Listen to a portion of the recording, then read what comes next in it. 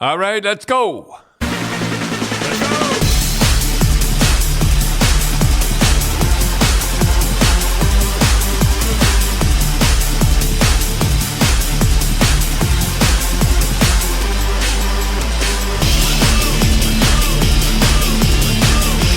All right, let's go. All right, I wrote a few things down. Yeah, we got to talk about the World Juniors, Dal. They're very kind of disappointing. So, what are your thoughts, Dad?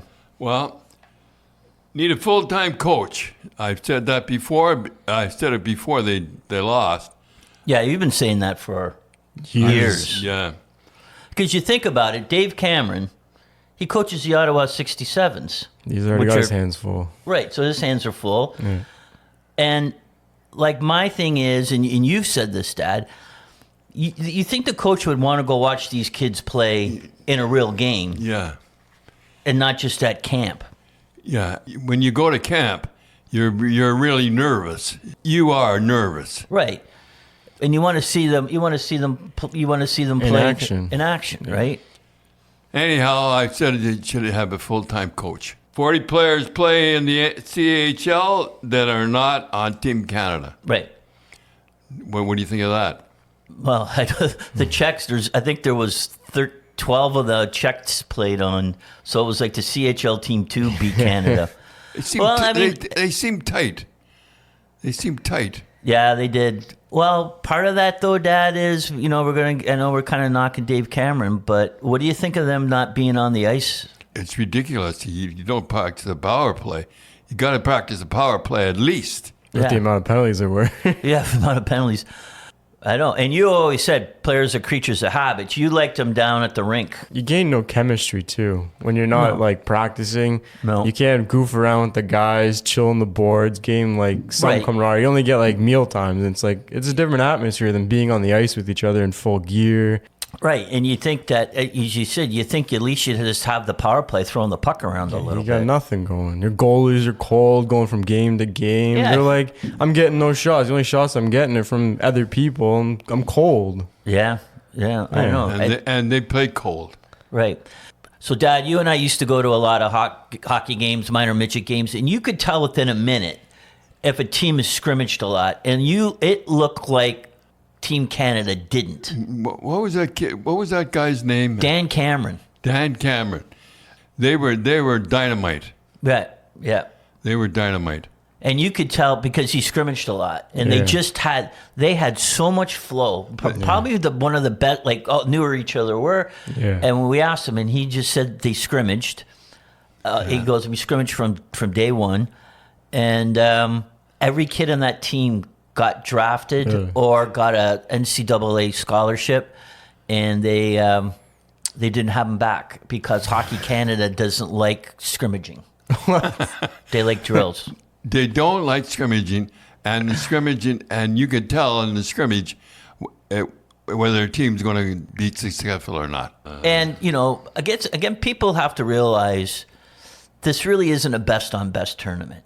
It isn't, because we still could have had Bedard, Zach Benson, and Macklin Celebrini. Yeah, you know what I mean? It's ridiculous not to have those guys. If you have those guys, they're all playing in the NHL now, right? Yeah. It's just the question is, Dad and Del, we were just talking about this. Who's the guy that picks the team? Got to be one guy. There's got to be one guy that says this is the team. I don't know who it is. Right, because there's a guy that said Beckett Seneca shouldn't have been on the team. Guy that plays for Oshawa. He was the OHL Player of the Month. He's got 56 points in 32 games. He had 22 points in the last 8 games. That's crazy. And he was off. So you want to know who was the guy that made a decision that he's not on the team? One guy that says this guy is not on the team. And that guy is the guy that should take the blame. Right, but we don't know who it is. We don't know if it's Cameron, because if it's not Cameron, then he should maybe get as much blame as he's getting. But if it is, then he deserves to get the blame. So, Dad, yesterday was the anniversary of the punch-up at Piestany. So if people don't know what that is, it was the biggest world junior brawl ever. Probably one of the biggest international brawls. And referee turned out the lights. yeah, it was crazy. And so it was back, it was back in the 80s, and it wasn't as big, Del. It wasn't as big a deal as it is now. Yeah. And you weren't even on the broadcast, right? I didn't want to go on the broadcast. Go ahead, tell the story. So it was in the morning. You were out the night before with somebody, I don't know. and you had a bit of a hangover. Oh, I had a hangover. Too many pops. Too many pops. So Brian Williams calls you, and he's the host, and says, Don, he says, I'm all by myself down here. Could you come down and help me? And you said, no, I'm not going, because you weren't feeling all that good. And Mom got mad, and Mom says, oh, Don, poor Brian's there by himself. Be a nice guy, go down and help him. So you went, all right. So you got dressed, and I went down, and I had a tight shirt on. I remember I had a tight shirt on. yeah, we weren't comfortable. You weren't comfortable. I wasn't comfortable at all, And you had a hangover. and I had a hangover. So we're watching the tournament, and back then the tournament wasn't the way it's set up now. It was set up in the thing where it was goal differentials. Okay. So it was like how many games you won and the goal differential. So Canada needed to win by 3. They were up 4-2. Russia was out of it. Russia didn't have a good tournament, and I guess it was in the second period. It was the brawl of brawls. And if you haven't seen it, go. YouTube, punch up a Piestany or World Junior Brawl, and I remember Mom's on the couch going, "What are the odds? What are the odds?" So you were pretty mad at Brian coming back. Oh, Brian was agreeing with the guys over there. They were there. It was all Canadians' fault, and I was pretty ticked off. I figured I was finished. He kept calling it black mark. Black mark. You say black mark one more time. I said I'm going to, and the cameraman thought I was kidding. Yeah, because the camera. You told me the cameraman says, "Don, why don't you put your hands around Brian's neck?" Yeah. And when we come out of commercial, and you said, "I'm not going to let it go if I do." Yeah, if I do, I'll get. And he was sitting, and he moved. Yeah, would you have hit him if he said that? I'd hit him. I'd hit him because I figured I was finished anyhow. Well, because what did they say to you as you left? And I remember I had to go down this hallway, and the one guy says, "You're finished on television." I said, "Go." Well, I can't say what I said, and I figured I was finished. And then the Canadian people felt the same way I felt. Right, yeah. I really think that's the thing that kind of changed the trajectory of your career because, the night before, after that, we were, because it was an afternoon game, we were listening to the radio and boy, were the radio guys giving it to you, and just, Cherry, he's worse as the kids, they're Neanderthals, the whole troglodytes, the whole thing. Damn. And then he goes, we're going to take some calls, and then everyone. I agree with Don. I agree with Grapes. I agree. What is he supposed to do? And it got to the point, like, the people were like... And they were looking for people that disagreed with me. But they couldn't find it. And the people were really upset. Like, the fans were really upset. And so then the next... And I really think it really hurt Bert Templeton and... the coaches, yeah. And the coaches. And one of the coaches was Pat Burns. Pat Burns, yeah. And what are you supposed to do?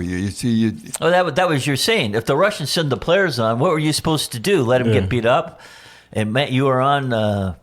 Barbara Frum had you on with Michael Farber, and it was crazy. It was like leading news, and so they both got disqualified. Everybody got disqualified, right? Oh yeah. Yeah. So they didn't. So then Ballard gave them gold medals anyhow. Yeah. Before a Leaf game, Ballard flew all the kids together and gave them a gold medal at Maple Leaf Gardens. That's cool. Yeah, and it was pretty good.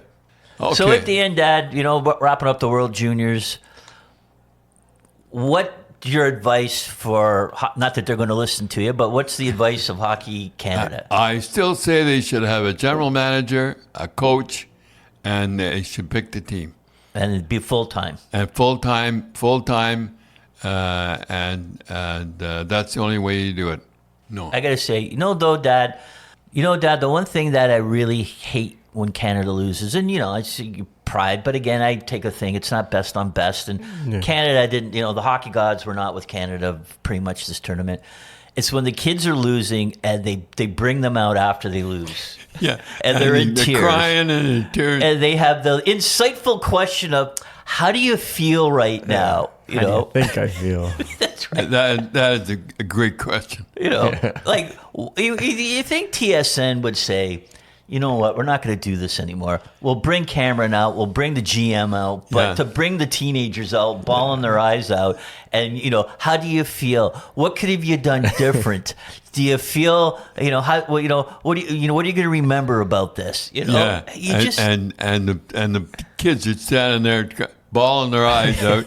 And how do you feel about the game? Hard-hitting journalism, right? Yeah, exactly. Asking the tough questions. Yeah, but it was never as bad as what Scott Oak did to Scott Oak did to what's the defenseman's name? Redden. I remember he said you could have went to one guy and you could have went to the other guy. Right. It was a game 7. It was an elimination game. Yeah. It was a 2-on-1, and Redden ran at the guy with the puck, and the guy sifted it over and walked. And the guy tipped it in. So they interviewed Redden, but what was he saying to him? And he said, "Well, we'll show it again."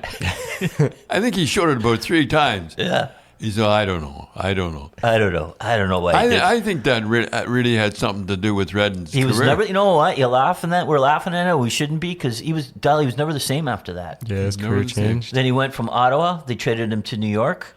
And then he went to New York, and then he went to Hartford. Hartford, yeah. I think it was Hartford. They didn't have any tax. Yeah, he made more money. He made more money playing in the American Hockey League because he had a one-way contract, right? Yeah. So imagine, the tax you're paying in Canada. You go to New York, the New York state, and then he went to Hartford, Connecticut. They don't have any income tax. He was making more money, and he was taking home more money in the American Hockey League than he was in the NHL. Than he was in the National Hockey League. Scott Oak, nobody remembers that. Yeah, the voice of doom. Okay, Dad, we're going to take some questions. So what's the first one? All right, Ron Prochner from X. How come there are so many injuries in today's hockey? Is the length of the season training, or are there other reasons? I remember when we used to go to training camp, we would be gone 4 weeks. Now, I think they have 3 days to get ready. Yeah, they're right into exhibition. They're into skating and everything like that. I still say it's the length of the training camp, and they're right into the games. Yeah. Do you think that they train all season? Do you think they need some time off? Because I remember Phil Esposito saying that. Yeah, he said the summer should be taken off, let your body rest, and then a longer training camp to get back into shape. He says because.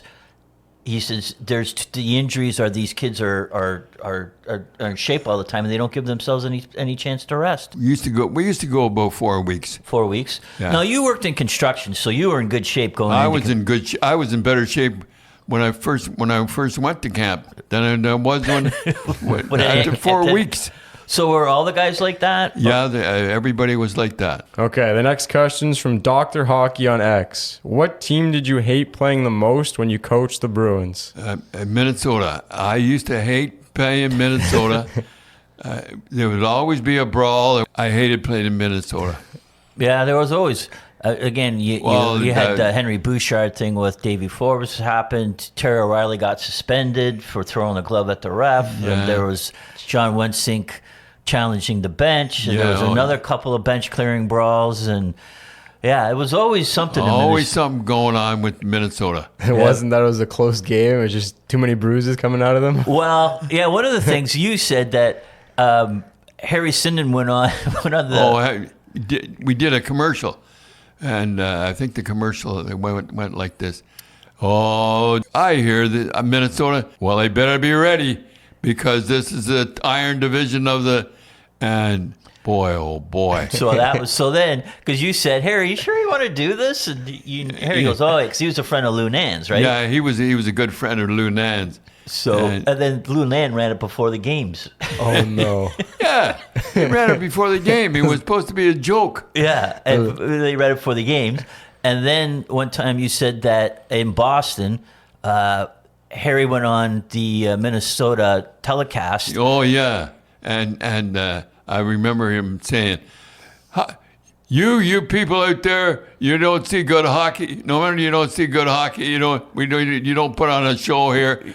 Holy, yeah, you don't put on a show. You mail in the 2 points when you come to Boston."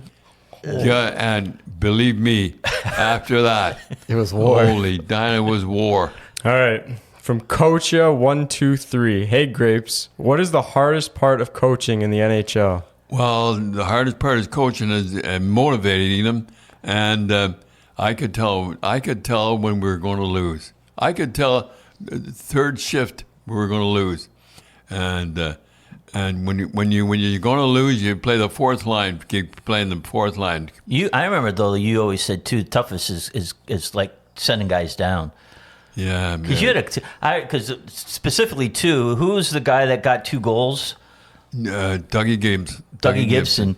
You got 2 goals, and then you had to send him back to Rochester. I had to send him back to Rochester. He said, well, I got 2 goals. He wanted to be number 1. John Rattel was number 1. Right. You do John Rattel, and then Peter McNabb, 40-goal scorer. He's never going to make the lineup. 40 goals.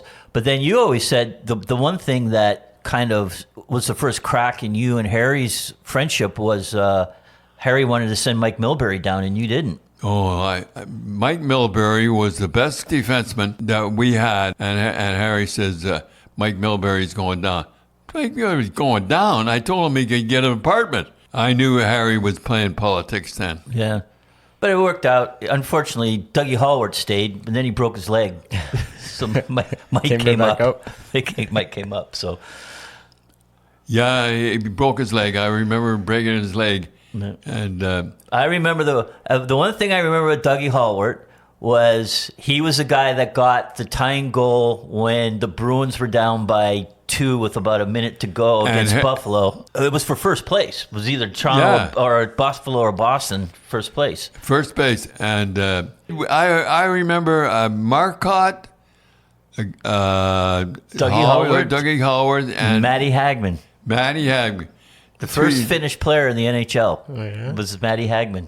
And they just trickled in. Yeah, it was like a goal of like a minute, not even a minute. There was 3 minutes left. Your score was 6-4. Yeah. And 5-3. 5-3, and it ended up 6-5. 6-5. Anyhow. You know, the thing, though, was funny, Dad. I remember you were saying to Dougie Hallward, just shoot it from anywhere. Like he scored from right along the bench, right? Yeah. Right along the boards. And if you watched the Finns, who were doing pretty good on their thing, they shot from everywhere. Yeah. In fact, their winning goal that they scored on the Swedes, you felt bad for the Swedes. The guy just fired it on net. They shot from everywhere. They weren't looking for the highlight goal. And we were looking for the highlight goal and stuff. And we were passing around, and looking for the highlight goal, and you're right. The Finns shot from anywhere, and they got the winner. But how about the poor Swedes again? They've won 1 gold medal in the World Juniors in 44 years. It's hard to believe. Hard to believe. Like you say, mathematically, you think the hockey gods would be with them one of those 44 years. One of those 4 years, and they're the best team. Well, regular. If you go records, regular, like the round robin, before the medal round, they had the best record of any team over the last 10 years. Damn. All right, from Sticks and Puck. Hey, Coach, who do you consider the best coach in the NHL today? I think Jim Montgomery and I think he's doing a great job in St. Louis. Yep, he was unemployed for 3 days. 3 days. Boston let him go, and by the end of the week, he was hired. And they weren't doing bad.